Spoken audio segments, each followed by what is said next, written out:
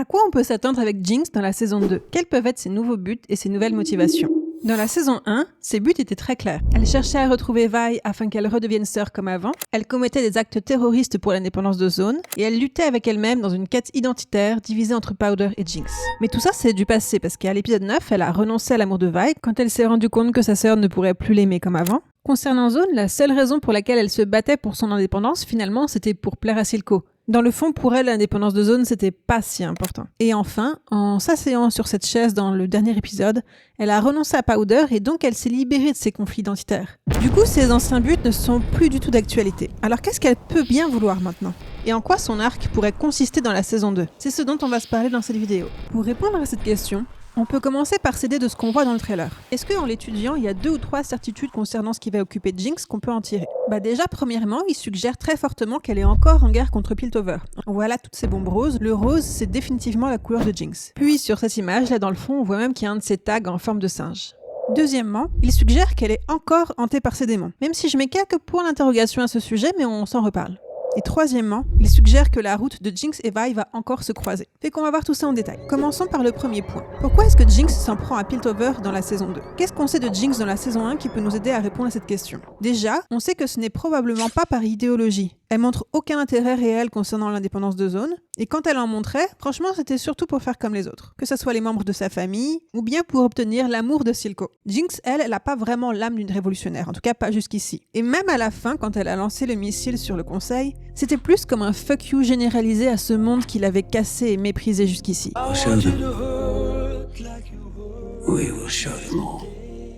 Donc, à partir de là, quelles pourraient être des hypothèses qui expliqueraient pourquoi l'essentiel de son arc semble se focaliser sur son conflit avec Piltover? Je vois 4 hypothèses possibles. Mais première hypothèse, et la plus logique, serait qu'elle soit encore dans le même état d'esprit qu'à l'épisode 9 finalement. Faut se rendre compte que maintenant Jinx elle est complètement seule et il y a vraiment rien qui semble compter dans sa vie, donc se raccrocher à son ressentiment, ça pourrait être une manière pour elle de ne pas sombrer dans le vide le plus total.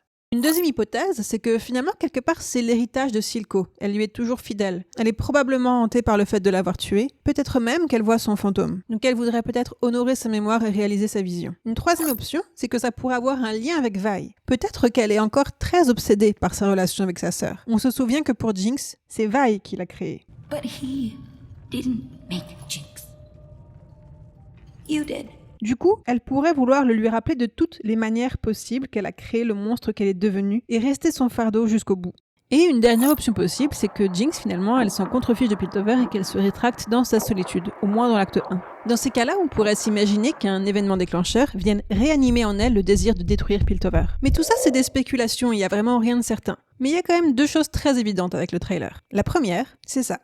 I will lead a strike team into Zone with 3 objectives. Piltover, on a après Jinx. C'est vraiment l'ennemi public numéro 1. Donc, quoi qu'il arrive, même si elle n'est pas activement dans une vendetta contre Piltover, au minimum, clairement, elle chercherait à se défendre contre eux. D'ailleurs, il semblerait qu'elle ait trouvé une cachette encore plus difficile à trouver, puisque dans le trailer, on dirait qu'elle est dans une espèce de temple abandonné. Et d'ailleurs, si vous faites attention, dans le fond, là, on voit une espèce de forme féminine qui est gravée dans la roche. J'ai fait quelques recherches et ça pourrait être Janna. Je suis pas une spécialiste du lore de League of Legends, donc corrigez-moi dans les commentaires si jamais je dis des bêtises, mais de ce que j'ai compris, Janna, ça serait une déesse protectrice de Zone, et certains la vénéreraient encore. Et on pourrait encore retrouver des temples à son honneur qui seraient soit dans les tréfonds de Zone, soit carrément sous l'eau. Dans tous les cas, il serait oublié de la surface. Ce qui constituerait du coup une excellente cachette pour Jinx. En plus de ça, ça lui donne un petit côté Lara Croft et perso j'aime bien. Bon, et la deuxième chose qu'on sait pour sûr en regardant cette bande-annonce, c'est que Caitlyn, elle en a vraiment après Jinx.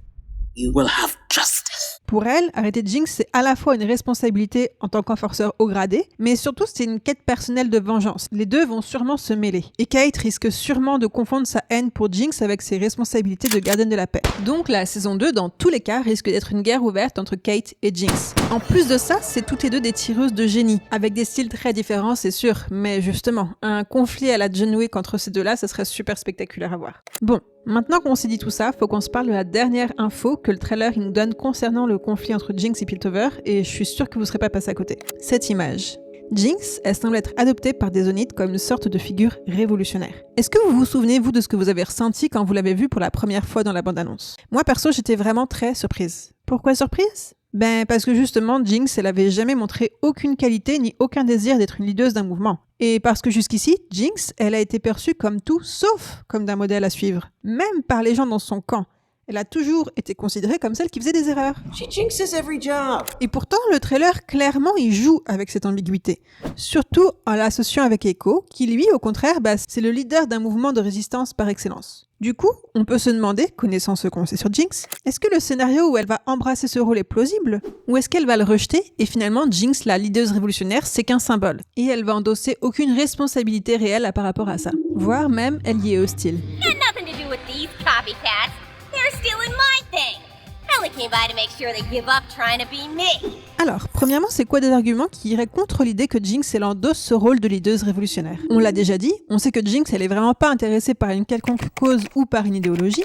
Elle est beaucoup plus intéressée à répondre à ses intérêts personnels à elle, principalement orientés autour du besoin de validation et d'acceptation. Et en plus de ça, à l'épisode 9, elle s'est affranchie de son besoin de validation. Du coup, Jinx, en grande solitaire qu'elle est, elle aurait encore moins de raisons de vouloir rejoindre un groupe. Maintenant, les arguments pour. Alors, première chose, dans le trailer, on voit ici qu'elle n'est pas toute seule en train d'observer le combat de Civica. Il y a quelqu'un à ses côtés, on dirait un enfant. Et moi, je trouve que cette personne, elle a un peu un look de Firelight. Mais c'est pas non plus une garantie. Ça se peut aussi que ça soit une adaptation de Zig. Alors, je suis pas sûre de bien prononcer son nom, mais de ce que j'ai compris, Zig, c'est un Yordle, et c'est un peu le seul ami de Jinx dans le lore de League of Legends. Sauf que Jinx, elle croit que c'est le produit de son imagination. Mais bref, c'est son meilleur ami. Donc peut-être que dans Arcane, ils ont adapté Zig en humain et que c'est ce petit enfant. Mais ça étant dit, c'est quand même suspicieux que cette murale, elle ressemble autant au style des Firelight. Du coup, on pourrait s'imaginer, et là je vais être très spéculative, que les Firelight se sont scindés, une partie est restée fidèle à Echo, et d'autres auraient pu rejoindre Jinx. Du coup, qu'est-ce qu'on sait de la dynamique entre Echo et Jinx qui pourrait justifier cette théorie? Déjà, le rôle de Jinx par rapport à Echo, c'est de lui rappeler ses échecs. Oh, look who it is. The boy savior.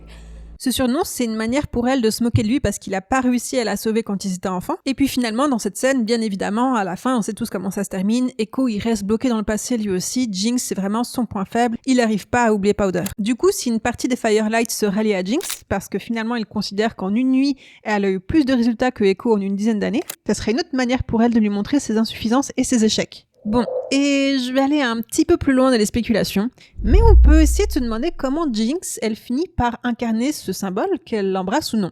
Bon, l'étape numéro 1, elle est facile, on la connaît déjà, le missile sur le conseil. C'est un acte fort, courageux, ça représente bien le désespoir des Zonites, et ils peuvent s'identifier à la violence qui est née de son sentiment d'injustice. Mais je vais aller un petit peu plus loin, et je vais imaginer une étape numéro 2. Jinx, à l'épisode 3 de la saison 2, elle est arrêtée et elle est mise en prison. Du coup, elle devient une figure de martyr. Et la figure du martyr, on le sait, c'est un excellent candidat pour devenir un symbole d'une lutte révolutionnaire contre l'injustice. Ok, rapidement, le deuxième point qu'il était possible de noter en étudiant la bande-annonce, c'est qu'il nous informait sur ce qui occupera Jinx pendant la saison 2. Là, sur les piliers, on peut voir les événements fondateurs de sa vie. D'abord, on a Vander qui la récupère, elle et Vi, sur le pont quand elles étaient petites. Là, on peut voir son enfance heureuse avec Vi. Là, c'est l'épisode de la ruelle avec la mort de Vander et Vi qui l'abandonne. Ça, j'arrive pas trop à voir ce que c'est. C'est peut-être les retrouvailles avec Vi ou bien l'épisode avec Echo. Et puis enfin, on a la scène du dîner et puis la mort de Silco. Du coup, avec tout ça, ça semble assez naturel de penser que Jinx, elle est encore hantée par ses démons. Elle est encore vraiment enfouie dans ses traumatismes. Mais en même temps, il y a encore un doute pour moi. Parce que à la fin de l'épisode 9, en choisissant de s'assumer en tant que Jinx, il me semblait qu'elle s'était libérée de ses démons. En tout cas, c'est ce que j'espérais pour elle, malgré tout. Du coup, il y a une partie de moi qui espère toujours que Simural, ce soit plus comme une façon pour Jinx d'exorciser ses démons. Un petit peu comme certains écrivent des journaux intimes, par exemple. Bon, après, est-ce que ça, c'est vraiment la tête de quelqu'un qui a l'air d'être en paix? Je vous laisse en juger. D'ailleurs, tout ça nous amène au dernier point, sa relation avec Vi. On a la confirmation qu'on aura bien une grande bataille entre les deux sœurs. Par contre, quand est-ce que ça se passe dans la timeline, ça c'est pas évident. Mais la bande-annonce nous donne quelques informations à ce sujet. Ce qu'on sait, c'est que Vi, elle est enforceur. À ce sujet, il y a une chose que je vous ai pas encore dit, et ça se peut que ça soit un peu trop un spoiler pour beaucoup d'entre vous, donc je vous mets à l'écran quand est-ce que vous pouvez continuer à regarder la vidéo pour être safe. Mais en gros, à la conférence d'Annecy, l'équipe d'Arcane a montré une scène de Vi qui devrait se passer à peu près au milieu de la saison, dans lequel il est dit qu'elle a quitté Piltover parce qu'elle s'y sentait pas vraiment chez elle, et elle est retournée à Zone, mais c'est pas forcément mieux là-bas. Et elle est toute seule, Vi, elle a plus personne à protéger.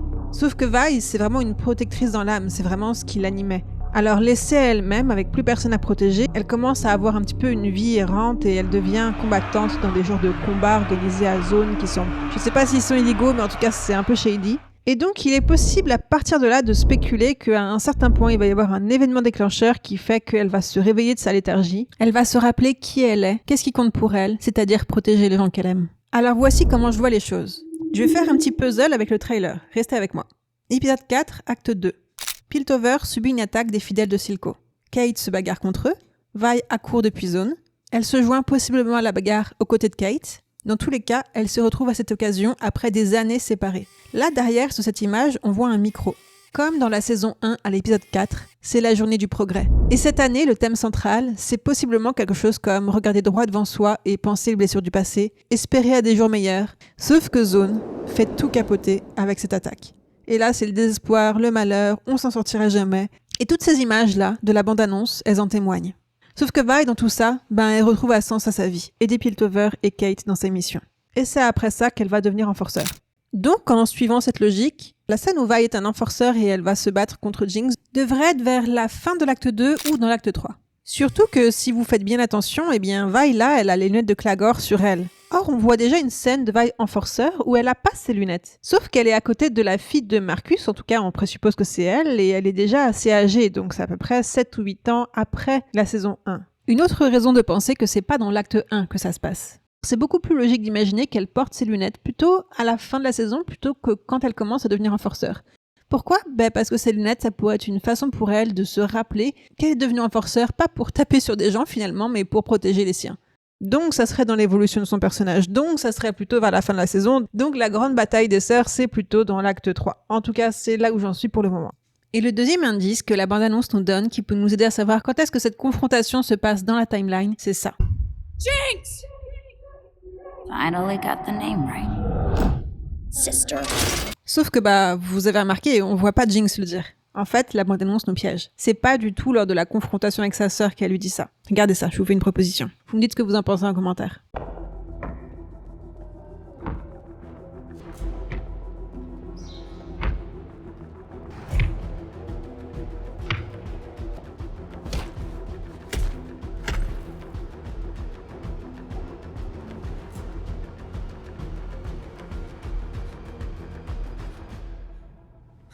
Who the hell are you?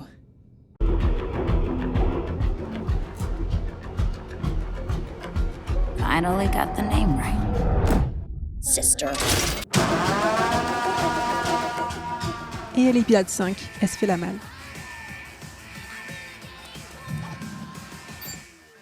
Bon.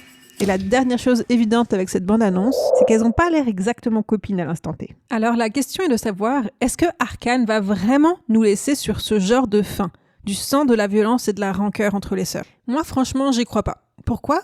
On se rappelle cette citation d'Amanda Overton. Le cœur de l'histoire d'Arcane réside dans la question de savoir si les sœurs vont répéter les erreurs de leur père. Au fil de l'évolution de l'histoire de Jinx et Vi, nous espérons que vous reconnaîtrez les parallèles avec celles de Vander et Silco et que vous aspiriez désespérément à ce qu'elles empruntent un chemin différent, aussi difficile que cela puisse paraître. Et donc, la question est de savoir si et comment les deux sœurs finiront par se libérer du cycle de violence enclenché par les pères et se pardonner le mal qu'elles se sont fait l'une l'autre sans que cela se fasse au détriment de qui elles sont. Et ce, même si ça paraît vraiment impossible. Et la série, elle fait vraiment tout ce qu'elle peut pour nous faire sentir que c'est impossible. Que ce soit l'intensité de la douleur, la trahison, les problèmes de santé mentale, l'affiliation avec des ennemis, etc., etc. Du coup, la première question, est-ce qu'il est possible qu'elles se réconcilient ? Pour répondre à cette question, on peut se demander ce qu'on sait déjà sur la façon dont Arcane fonctionne. Comment la question de l'espoir est traitée. Prenons par exemple la fin de l'épisode 9. Il y a différents éléments qui nous prouvent que les personnages sont capables de s'améliorer. Et du coup, les situations aussi peuvent s'améliorer. Il y avait une chance de connexion entre Mel et Ambessa. On voit que Ambessa a compris un peu plus sa fille. Mel, elle est devenue pacifique. L'indépendance de Zone était proche d'arriver. Echo et Heidegger sont dans une direction qui est remplie d'espoir. Même Silco, elle a toute fin réussi à nous faire sortir les mouchoirs. Et du coup, la deuxième question, c'est de savoir comment est-ce que les deux sœurs pourraient en arriver là. Comment elles pourraient en arriver à faire un pas enfin l'une vers l'autre et à sortir de ce cycle de violence. Bon, alors déjà, où est-ce qu'on a laissé les deux sœurs à la fin de la saison 1 ? On les a laissées là-dessus. I thought maybe you could love me like you used to. Even though I'm different.